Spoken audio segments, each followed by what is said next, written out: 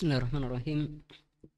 Assalamualaikum warahmatullahi wabarakatuh. Alhamdulillahi rabbil alamin. Assalatu wassalamu ala rasulil amin. Wa ala alihi wa sahbihi wa man tabi'ahum bi ihsanin ila yaumiddin. Amma ba'd.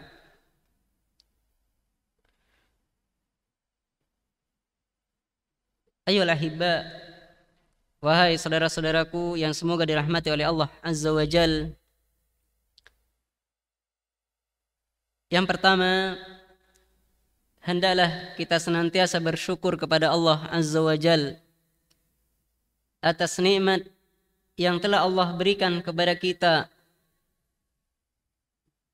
yang mana hadirnya kita ke majelis ilmu, sempatnya kita diberi keluasan waktu untuk belajar, ini merupakan rizki dari Allah Azza wa Jal. Oleh karenanya hendaklah kita senantiasa bersyukur kepadanya atas nikmat tersebut. Kemudian yang kedua,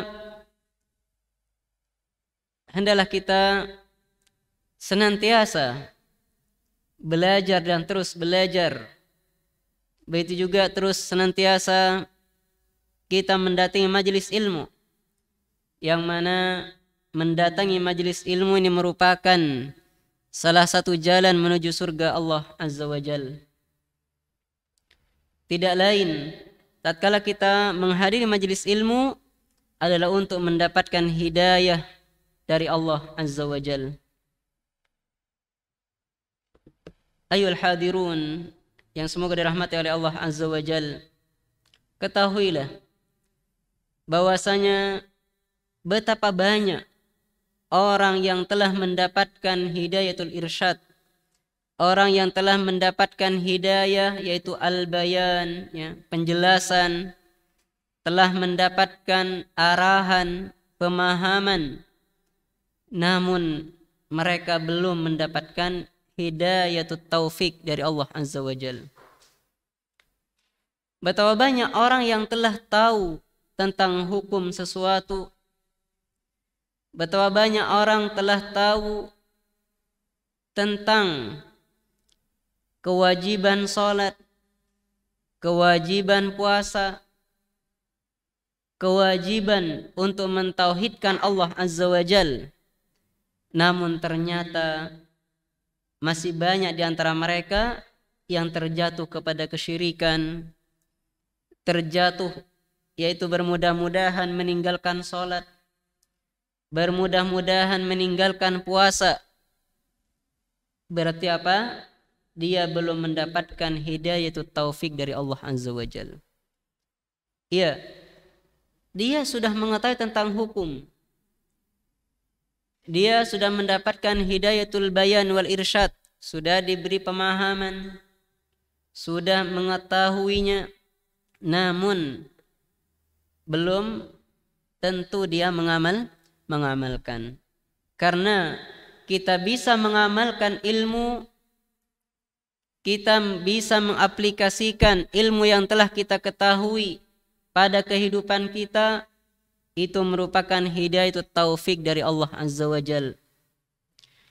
Oleh karenanya, tatkala kita berdoa kepada Allah Azza wa Jal, kita mintalah keteguhan iman, kita mintalah kepada Allah hidayatut taufik, agar kita terus beristiqamah di dalam agama yang mulia ini. Pada pembahasan kali ini kita lanjutkan pembahasan tentang kitab Nawaqidul Islam, yaitu pembatal-pembatal keislaman. Sekarang kita telah sampai pada pembahasan yang ke-9.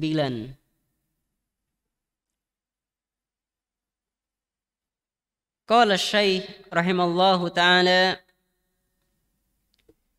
man i'taqada anna ba'dhan nasi yasauhul huruju an syari'ati Muhammadin sallallahu alaihi wasallam kama wasi'al Khadir al-huruj an syari'ati Musa alaihi salam fahuwa kafirun. Kata beliau, mani taqada, barang siapa yang meyakini anna ba'dhan nasi, bahwasanya sebagian manusia, yasa'uhul huruju, dia boleh keluar, an syari'ati Muhammadin sallallahu alaihi wasallam, dari syariat Muhammad sallallahu alaihi wasallam, fahuwa kafir, maka dia telah terjatuh kepada kekafiran. Jadi di sini dapat kita pahami, barang siapa yang dia meyakini akan kebolehan tidak mengikuti syariat Rasulullah sallallahu alaihi wasallam setelah dia memeluk Islam, maka dia terjatuh kepada kekafiran. Begitu juga barang siapa yang dia berkeyakinan bolehnya keluar dari hukum-hukum yang telah ditetapkan oleh Rasulullah sallallahu alaihi wasallam, maka dia telah terjatuh kepada kekafiran. Ya, tidak diragukan bahwasanya Nabi Muhammad sallallahu alaihi wasallam dia diutus oleh Allah Azza wa Jalla ila jami'in nasi kafah. Jadi tidak diragukan bahwasanya Nabi sallallahu alaihi wasallam itu diutus oleh Allah Azza wa Jalla untuk seluruh manusia.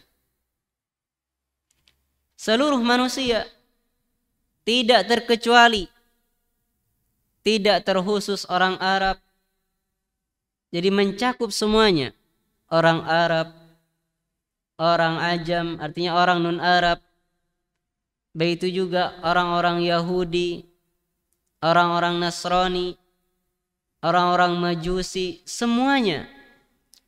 Bahwasanya Nabi SAW itu diutus kepada mereka semua, kepada seluruh umat manusia. Sebagaimana Allah Azza wa Jalla telah berfirman dalam Al-Quran, A'udzu billahi minasyaitonir rajim. Wa ma arsalnaka illa kafatan linnas basyiran wa nadhira walakin aktsaran nasi la ya'lamun. Dalam surah Saba ayat ke-28. Wa ma arsalnaka, dan tidaklah aku mengutus engkau wahai Muhammad illa kafatan linnas, kecuali mengutus untuk seluruh manusia. Basyiran wa nadhira, untuk memberikan kabar gembira, yaitu basyira, kabar baik, wa nadhira, dan memberi peringatan. Walakin aktsaran nas, akan tetapi kebanyakan dari manusia, la ya'lamun, mereka tidak mengetahuinya. Jadi dalam ayat ini dapat kita pahami bahwasanya Rasulullah sallallahu alaihi wasallam itu diutus oleh Allah Azza wa Jalla untuk seluruh umat manusia, tidak terkecuali. Baik orang-orang Yahudi ataupun orang-orang Nasrani ataupun orang-orang Majusi, semuanya tidak terkecuali bahwasanya Rasulullah SAW itu diutus kepada seluruh manusia. Bahkan Rasulullah SAW diutus kepada tsaqalain, yaitu jin dan manusia. Jadi tidak terkhusus bagi manusia, begitu juga Rasulullah SAW diutus kepada jin. Basyiran, artinya Rasulullah sallallahu alaihi wasallam sebagai pemberi kabar gembira, yaitu terhadap orang-orang yang beriman kepada beliau, bahwasanya orang yang beriman itu akan dimasukkan ke dalam surga Allah Azza wa Jal. Bahwasanya orang yang beriman itu akan diampuni oleh Allah Azza wa Jalla akan dosa-dosanya. Wa nadhira, sebagai pemberi peringatan. Rasulullah SAW diutus oleh Allah Azza wa Jal untuk memberikan peringatan kepada manusia yang lalai dari beribadah kepada Allah Azza wa Jal. Rasulullah SAW diutus oleh Allah Azza wa Jal untuk memberikan peringatan kepada orang-orang yang dia kufur kepada Allah Azza wa Jal untuk kembali beribadah kepada Allah. Rasulullah SAW dijadikan sebagai pemberi peringatan terhadap orang-orang yang lalai di dalam beribadah kepada Allah Azza wa Jal. Yaitu dikabarkan bahwasanya bagi mereka diancam neraka, terancam tidak akan diampuni dosa-dosanya oleh Allah Azza wa Jal tatkala mereka terjatuh kepada kesyirikan. Akan tetapi walakin aktsaron nas, akan tapi kebanyakan manusia la ya'lamun, dia tidak mengerti, dia tidak tahu akan hal ini. Di sini bahwasanya diutusnya Nabi sallallahu alaihi wasallam adalah kepada seluruh manusia, sehingga orang yang beranggapan boleh keluar dari syariat Nabi sallallahu alaihi wasallam setelah dia masuk Islam, maka dia keluar dari agama Islam. Pertanyaannya, apakah orang-orang selain umat Islam itu juga berkewajiban untuk beriman kepada Rasulullah sallallahu alaihi wasallam? Jawabannya adalah iya. Jadi seluruh umat manusia setelah diutusnya Nabi sallallahu alaihi wasallam dia wajib beriman kepada Rasulullah sallallahu alaihi wasallam.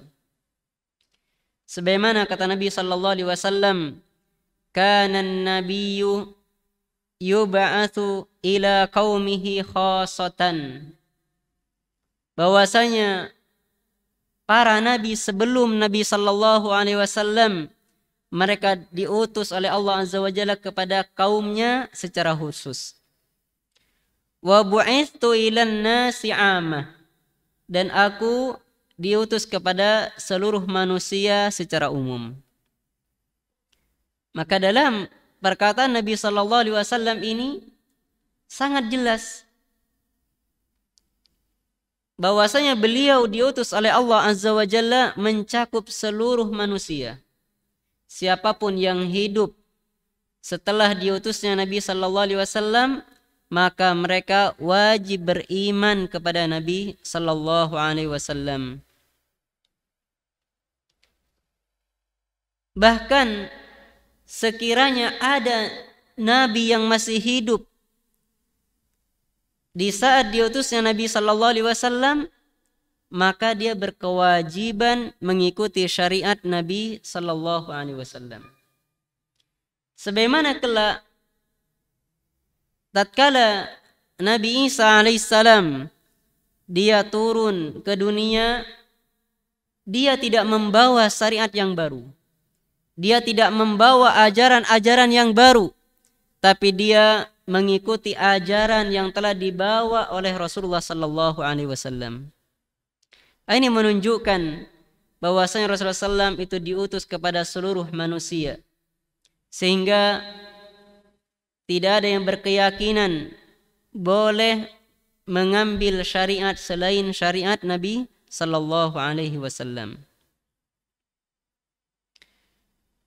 Sebagaimana di dalam sabda Nabi sallallahu alaihi wasallam, kata beliau, "La yasma'u bi ahadun min hadhihi al-ummati Yahudiyyun wala Nasraniyyun thumma yamutu wa lam yu'min billadhi ursiltu bihi illa kana min ashabin nar. Kata beliau, tidaklah seseorang dia mendengar tentangku, dia mengetahui tentangku setelah Nabi SAW diutus, min hadhil ummah, dari umat ini, Yahudiyun, baik dia adalah orang Yahudi, wala Nasraniyun, ataupun dia adalah seorang Nasrani, thumma yamutu, kemudian dia meninggal, walam yu'min, dan dia tidak beriman, dan dia meninggal dalam kondisi tidak beriman, billadzi ursiltu bihi, dengan apa yang aku diutus dengannya, illa kana min ashabin nar, melainkan dia termasuk penduduk neraka. Maka dalam hadis ini terdapat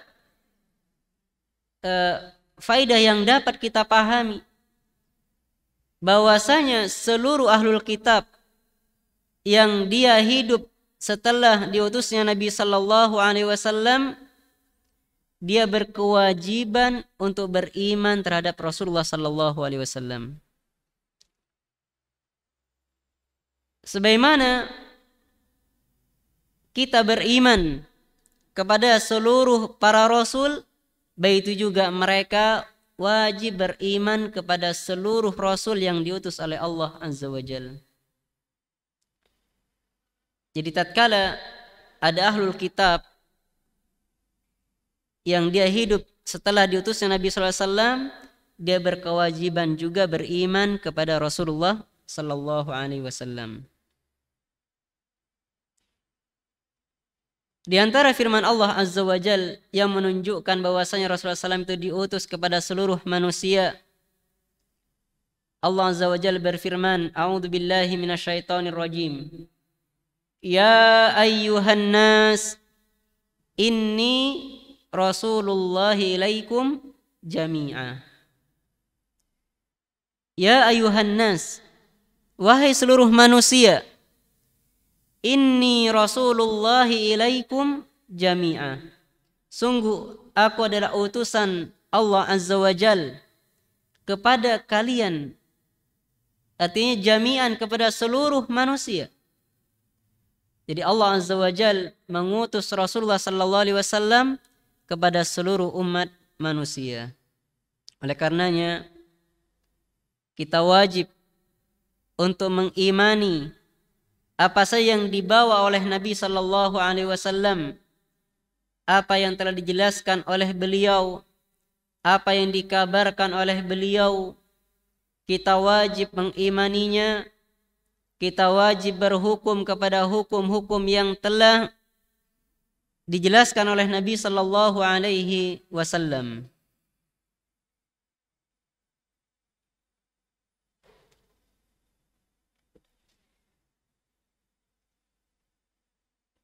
Di sini ya terdapat kewajiban bahwasanya seluruh umat manusia itu berkewajiban untuk beragama dan mengambil ajaran-ajaran yang telah dijelaskan oleh Rasulullah sallallahu alaihi wasallam.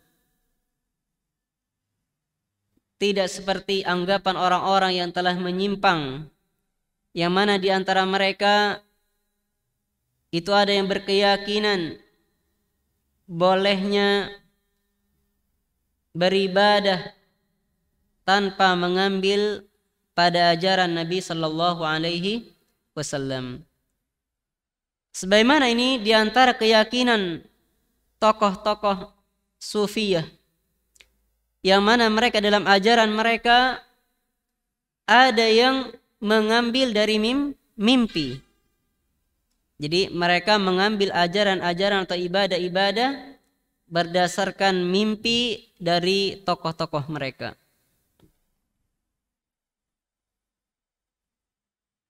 Dan ini tidak dibenarkan.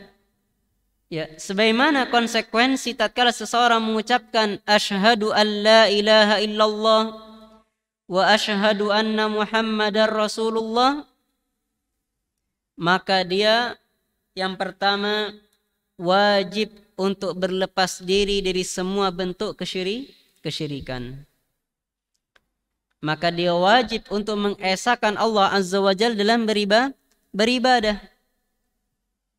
Ya, ini konsekuensi dari kita mengucapkan la ilaha illallah, bahwasanya tidak ada sesembahan yang berhak disembah selain Allah Azza wa Jalla.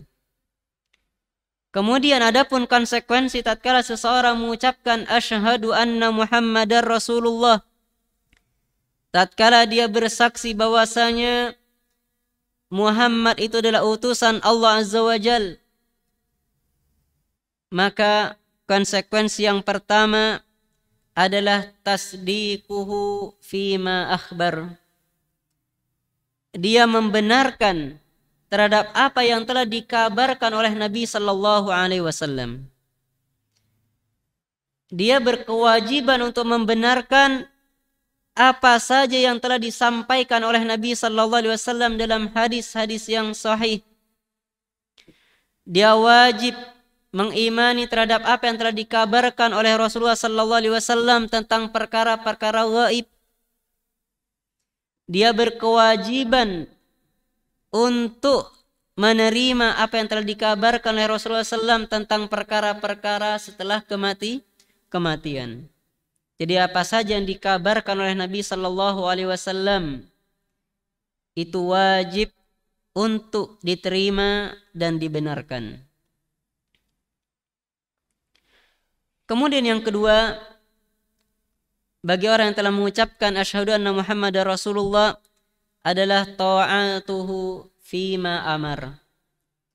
Dia berkewajiban untuk mentaatinya di dalam perintah-perintah yang telah diperintahkan oleh Rasulullah sallallahu alaihi wasallam. Begitu juga dia berkewajiban untuk menjauhi apa yang telah dilarang oleh Nabi sallallahu alaihi wasallam. Sebagaimana Allah Azza wa Jalla berfirman, memerintahkan kita, yaitu kewajiban untuk menerima dan melakukan apa yang telah dikabarkan oleh Rasulullah sallallahu alaihi wasallam, apa yang telah diperintahkan oleh Rasulullah sallallahu alaihi wasallam. Allah berfirman, a'udzubillahi minasyaitonir rajim, wa ma atakumur rasulu fakhudhuh wa ma nahakum anhu fantahu. Jadi wa ma atakumur rasul, dan apa saja yang telah datang Rasul kepada kalian, fakhudhuh, maka ambillah. Jadi apa saja yang telah dibawa oleh Nabi sallallahu alaihi wasallam, apa saja yang telah diajarkan oleh Nabi sallallahu alaihi wasallam, apa saja yang telah diperintahkan oleh Nabi sallallahu alaihi wasallam, maka kita berkewajiban untuk menerimanya. Dan kita berkewajiban untuk mengamalkan semampu kita. Sebagaimana juga dijelaskan, ya, ittaqullah mastata'tum, bertakwalah kalian kepada Allah Azza wa Jal dengan semampu kalian. Fattaqullaha mastata'tum. Jadi bertakwalah kepada Allah sesuai dengan kemampuan kita. Kemudian dalam firman Allah, wa ma nahakum anhu fantahu. Dan apa yang dilarang kepada kalian oleh Rasul, maka fantahu, jauhilah. Ya, kita diperintahkan untuk menjauhi larangan-larangan Rasulullah sallallahu alaihi wasallam. Kemudian konsekuensi yang ketiga adalah mutaba'atuhu sallallahu alaihi wasallam. Kita berkewajiban untuk mengikuti Nabi sallallahu alaihi wasallam,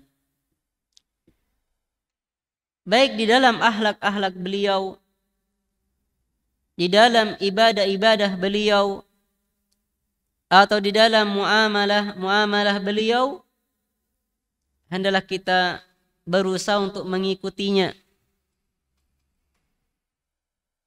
Ya, sebagaimana di antara tanda bukti seseorang itu cinta kepada Allah Azza wa Jal, dia mengikuti Rasulullah sallallahu alaihi wasallam. Tatkala kita tertanam pada diri kita, kita meyakini bahwasanya kita mencintai Allah, maka ikutilah Rasulullah sallallahu alaihi wasallam. Sebagaimana Allah Azza wa Jalla berfirman, "Qul in kuntum tuhibbunallah." Apabila kalian mencintai Allah Azza wa Jalla, fattabi'uni, maka ikutilah aku. Yaitu ikutilah Rasulullah sallallahu alaihi wasallam. Apabila kita mengaku mencintai Allah Azza wa Jalla, maka ikutilah sunnah Nabi sallallahu alaihi wasallam. Jadi kita lihat ulama-ulama terdahulu, mereka mengamalkan sunnah karena mereka tahu itu adalah sunnah Nabi sallallahu alaihi wasallam. Sedangkan orang-orang yang datang kemudian, dia meninggalkan amalan-amalan sunnah karena dia tahu itu adalah hanya amalan sunnah. Naudzubillahi min dzalik. Jadi kalau ulama-ulama terdahulu, umat-umat terdahulu, dia mengamalkan sunnah karena dia tahu itu adalah amalan-amalan yang sunnah. Tetapi orang-orang yang datang belakangan, dia memperdebatkan amalan-amalan sunnah bukan untuk mengamalkan tetapi meninggalkan. Maka tatkala kita merasa beriman kepada Allah dan Rasulullah sallallahu alaihi wasallam, maka kita ikuti sunnah-sunnah beliau tanpa kita memilah dan memilih. Mana sunnah Nabi SAW yang kita mampu untuk kita amalkan, maka kita amalkan. Walaupun hanya sekali, ya misalkan seperti apa? Salat sunnah misalkan, ya.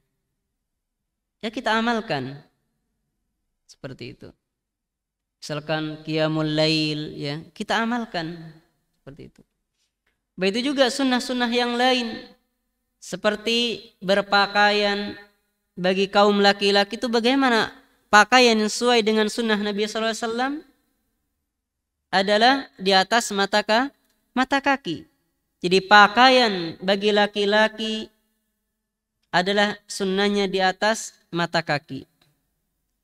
Sebagaimana disebutkan tentang pakaian para sahabat, begitu juga Nabi SAW adalah nisfus syak, ya, pertengahan betis.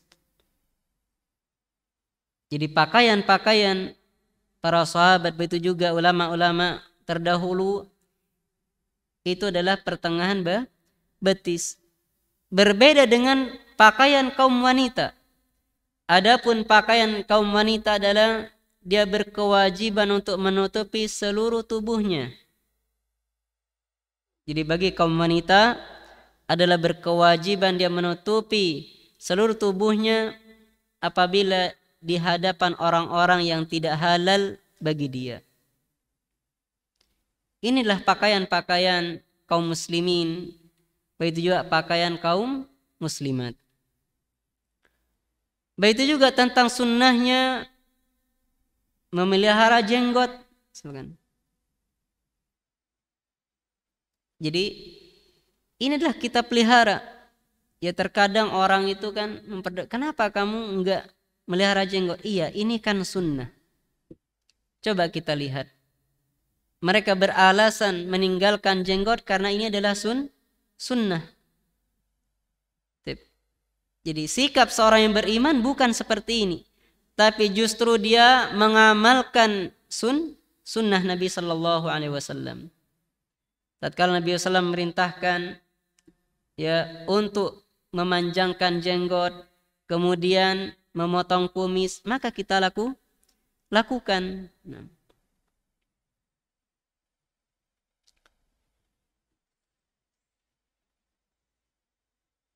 Kemudian di antara konsekuensi tatkala seseorang mengucapkan asyhadu anna Muhammadar Rasulullah adalah berhukum dengan hukum yang telah dibawa oleh Nabi sallallahu alaihi wasallam. Jadi tidak terkecuali apapun hukum yang telah dijelaskan oleh Nabi sallallahu alaihi wasallam, maka kita berkewajiban untuk mengamalkannya. contoh misalkan masalah hukum waris. Ya, hukum waris, maka putuskanlah dengan hukum-hukum yang telah diajarkan oleh Nabi sallallahu alaihi wasallam. Dan itu lebih adil dibandingkan dengan hukum selain hukum yang telah dijelaskan oleh Nabi sallallahu alaihi wasallam. Ya, karena hukum Allah Azza wa Jalla itu penuh dengan kebijaksanaan, penuh hikmah. Begitu juga hukum Nabi SAW itu penuh hikmah dan kebijaksanaan, penuh keadilan. Coba kita lihat, ada orang yang misalkan mengatakan, oh kalau waris itu, kalau pembagiannya laki-laki mendapat 2 bagian dibandingkan dengan wanita, ini kan tidak adil. Misalkan seperti itu. Ya, secara akal mungkin orang itu memandang itu tidak adil. Tetapi kalau dia dikaji ya benar-benar, maka di situ terdapat hikmah dan keadilan Allah Azza wa Jalla dan Rasulullah SAW. Kenapa? Coba kita lihat, siapa kira-kira yang berkewajiban memberi nafkah? Itu adalah laki-laki. Ya, seseorang itu tatkala dia menikah, maka laki-laki itu berkewajiban untuk memberikan nafkah. Sedangkan wanita tidak. Misalkan ada seseorang, dia meninggal orang tuanya, kemudian meninggalkan anak laki-laki, begitu juga anak perempuan, kemudian dibagi, yang laki-laki ya mendapat 2 bagian dibandingkan orang wanita. Coba kita pikir, tatkala dia menikah nanti, itu kan butuh biaya yang lebih besar dibandingkan wanita. Adapun wanita, tatkala dia menikah, dia apa? Dia menerima dari suami. Jadi tidak berkewajiban untuk bekerja. Jadi tidak ada kewajiban bagi wanita untuk bekerja. Jadi yang wajib itu adalah suami. Sekarang bagaimana kalau ternyata misalkan istrinya juga mau bekerja? Ya boleh, tidak mengapa. Dan ingat, dengan syarat bekerjanya wanita itu di situ tidak mengandung fitnah, misalkan bercampur baur dengan laki-laki. Nah, itu harus dijauhi. Jadi maka di sini bagi umat Islam adalah berkewajiban untuk menerima hukum-hukum yang telah ditetapkan oleh Allah Azza wa Jalla. Tatkala Allah Azza wa Jalla mengharamkan riba, maka kita jauhi muamalah atau jual beli yang di situ terdapat transaksi ribawi. Tatkala Allah Azza wa Jalla mengharamkan khamar, minuman-minuman yang memabukkan, maka kita tinggalkan. Ya, tidak lain tujuan Allah Azza wa Jalla menurunkan syariat ini di antaranya adalah apa? Untuk menjaga jiwa. Ya, coba kita lihat, tatkala seseorang minum minuman yang memabukkan, apa yang terjadi pada jiwa dia? Ya, akan terdapat kerusakan. Misalkan ya hilangnya akal, dia tidak sadarkan diri, atau tatkala dia setengah sadar kemudian membuat sesuatu yang lebih parah lagi, seperti membunuh misalkan, atau menghancurkan barang-barang yang berharga. Jadi ini, tatkala Allah Azza wa Jalla mengharamkan minuman-minuman yang memabukkan, itu terdapat hikmah dan kebaikan pada manusia itu sendiri. Jadi tatkala Allah Azza wa Jalla melarang pencurian misalkan, ini apa? Untuk lihifdil mal, untuk menjaga keamanan harta kaum muslimin, begitu juga selain kaum muslimin. Jadi tidak boleh mencuri harta orang yang kafir, tetap tidak boleh. Apalagi mencuri harta kaum muslimin. Jadi mencuri harta orang kafir saja tidak boleh, apalagi mencuri harta kaum muslimin. Kemudian di antara konsekuensi dari orang yang mengucapkan asyhadu anna Muhammadar Rasulullah, dia meyakini bahwasanya Nabi sallallahu alaihi wasallam telah ballaghar risalah, bahwasanya Nabi sallallahu alaihi wasallam telah menyampaikan syariat ini dengan sempurna. Jadi tatkala kita meyakini akan asyhadu anna Muhammadar Rasulullah, tanamkan pada diri kita bahwasanya Nabi SAW telah menyampaikan seluruh syariat yang Allah syariatkan.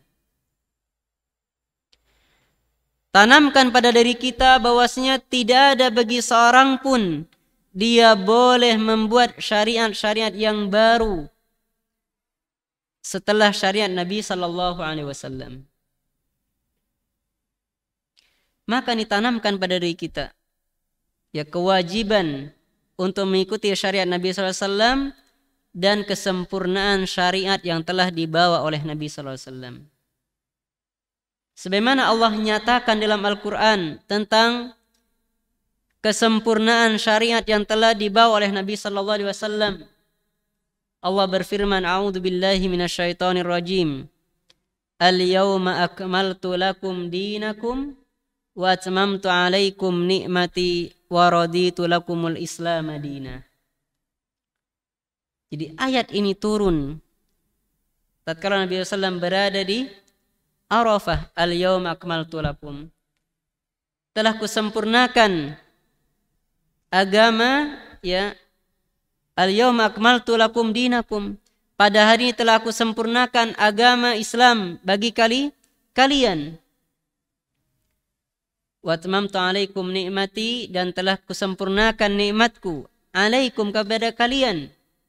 Wa raditu lakumul Islam madina, dan aku telah meridhoi Islam sebagai agama bagi kalian. Jadi ini ayat ini menunjukkan kesempurnaan syariat yang telah dibawa dan diajarkan oleh Nabi sallallahu alaihi wasallam. Oleh karenanya tanamkanlah pada diri kita bahwasanya tidak ada seorang pun yang boleh membuat ajaran-ajaran atau syariat-syariat yang baru setelah sempurnanya syariat Nabi sallallahu alaihi wasallam. Kemudian konsekuensi yang berikutnya adalah kita menjauhi ghulu terhadap Nabi sallallahu alaihi wasallam. Menjauhi sifat-sifat berlebih-lebihan, menjauhi sikap berlebih-lebihan terhadap Nabi sallallahu alaihi wasallam. Di antara sikap berlebih-lebihan terhadap Nabi sallallahu alaihi wasallam adalah apa? Meminta syafaat kepada beliau secara langsung. Ini termasuk sikap berlebih-lebihan. Tidak boleh, ya. Maka kita mintalah syafaat kepada Allah Azza wa Jal. Kita memohon kepada Allah Azza wa Jal agar Allah memberikan syafaat Nabi sallallahu alaihi wasallam kepada kita. Bukan meminta langsung kepada Nabi sallallahu alaihi wasallam. Begitu juga tidak boleh kita berlebih-lebihan menyanjung beliau. Di antara bentuk berlebih-lebihan menyanjung yaitu sampai mengangkat Rasulullah SAW sebagai sesembahan. Ini termasuk bentuk berlebih-lebihan. Maka kita cukupkan, kita yakini bahwasanya Rasulullah SAW adalah utusan Allah dan hamba Allah Azza wa Jalla. Tanpa lebih dari itu. Ya, oleh karenanya di sini kata musannif rahimallahu taala, barang siapa yang dia berkeyakinan bolehnya keluar dari syariat Nabi sallallahu alaihi wasallam sebagaimana Khidir atau Khadir, ya. Khadir dia keluar, artinya tidak mengikuti syariat Nabi Musa alaihissalam. Ingat, bahwasanya bedanya nabi-nabi terdahulu dengan Rasulullah SAW apa tadi? Nabi SAW itu diutus secara umum kepada umat manusia. Sedangkan nabi-nabi sebelum Nabi SAW itu diutus kepada kaumnya secara khusus. Sehingga apa? Nabi Khidir atau Khadir itu diutus oleh Allah kepada kaum beliau. Begitu juga Nabi Musa alaihissalam diutus kepada Bani Israel. Jadi berbeda. Nah, jadi kalau ada orang yang menjadikan alasan boleh keluar dari syariat Rasulullah SAW sebagaimana bolehnya Khidir untuk tidak mengikuti syariat Nabi Musa, maka ini adalah salah. Maka kita katakan bahwasanya umat terdahulu itu mengikuti syariat nabinya secara khusus. Seperti itu. Betul juga nabi terdahulu diutus kepada kaumnya secara khusus. Sebagaimana sabda Nabi SAW, kana nabiyyu yub'atsu ila qaumihi khassah. Sebagaimana nabi-nabi terdahulu itu diutus oleh Allah Azza wa Jalla kepada kaum mereka secara khusus. Seperti itu. Sehingga Nabi Khidir atau Nabi Khadir dia menyampaikan kepada kaumnya sebagaimana yang telah diberitahukan oleh Allah Azza wa Jalla. Begitu juga Nabi Musa alaihissalam mengajarkan kepada kaumnya sebagaimana yang telah diturunkan oleh Allah kepada Nabi Musa. Jadi tidak bercampur aduk seperti itu. Nah, berbeda dengan umat Muhammad SAW, dia berkewajiban untuk mengikuti syariat Nabi SAW. Ya, sebagaimana nanti tatkala turun Nabi Isa alaihissalam, dia berkewajiban mengikuti syariat Nabi SAW, bukan membawa syariat yang baru. Oleh karenanya, orang yang mengatakan dan meyakini bolehnya keluar dari syariat Nabi SAW, maka dia telah keluar dari Islam. Mungkin ini yang dapat saya sampaikan. Kurang lebihnya saya mohon maaf dan mohon ampun kepada Allah Azza wa Jal. Barakallahu fikum. Assalamualaikum warahmatullahi wabarakatuh.